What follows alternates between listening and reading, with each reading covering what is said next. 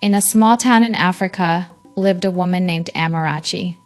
From her youth, she was admired for her intelligence, kindness, and laughter that could light up even the darkest room. But Amarachi had one condition that became the thorn in her flesh. She had no single strand of hair on her head. Unlike other girls who braided their hair with pride, who flipped their long thick hair from side to side, Amarachi's scalp was bare, completely bald. No treatment worked, not oils, not herbs, no modern medicine. Her mother tried everything, from rubbing onions on her head to visiting specialists in the city. Nothing worked. As a young girl, Amarachi covered her head with scarves. When she grew older, wigs became her crown. She would smile in public, but each time she removed her wig in the quiet of her room, tears rolled down her cheeks. By the time Amarachi was 25, people expected her to be married. Suitors came, saw her beauty, fell in love with her gentle heart until they discovered her condition. One young man, Chike, once caught her without her wig when she thought she was alone. He laughed so loudly that neighbors heard. Amarachi, you want to deceive me? You are a woman with no hair, a masquerade. You are not complete. The humiliation broke her.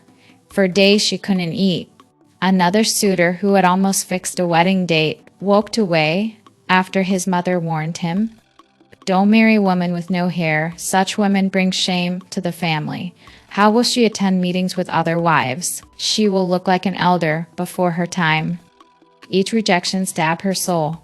At night, she cried into her pillow, whispering, God, why me? Why did you create me this way? Am I not a woman enough?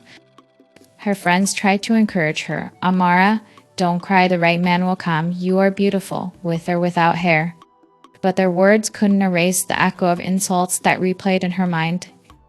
In family gatherings, aunties mocked her silently with side glances. Some even whispered, that one, she will stay in her father's house forever, who wants to marry a bald woman. Even little children in the neighborhood mocked her. They would shout, Madam Wig, Madam Wig. Whenever she passed by, she pretended not to hear, but each word pierced her like arrows. At 30, Amarachi watched her younger cousins get married, one after the other.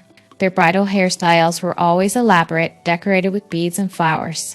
Amarachi stood among the bridesmaids with her wig firmly glued, her smile masking her heartbreak. Her mother became her strongest pillar.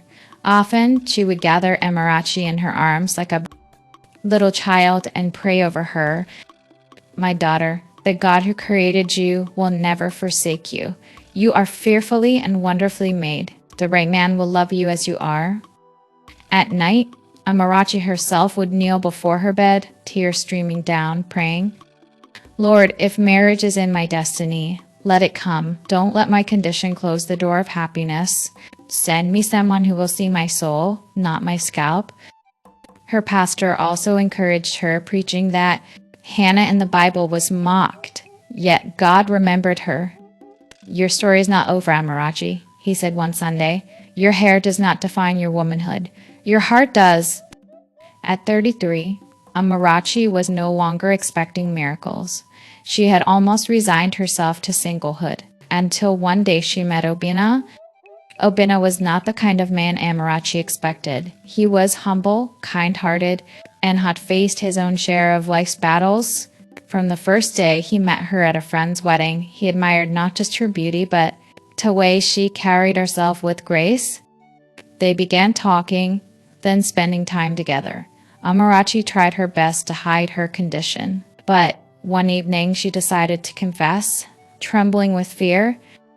Obinna, there is something you must know before we go further, she said, removing her wig with shaking hands.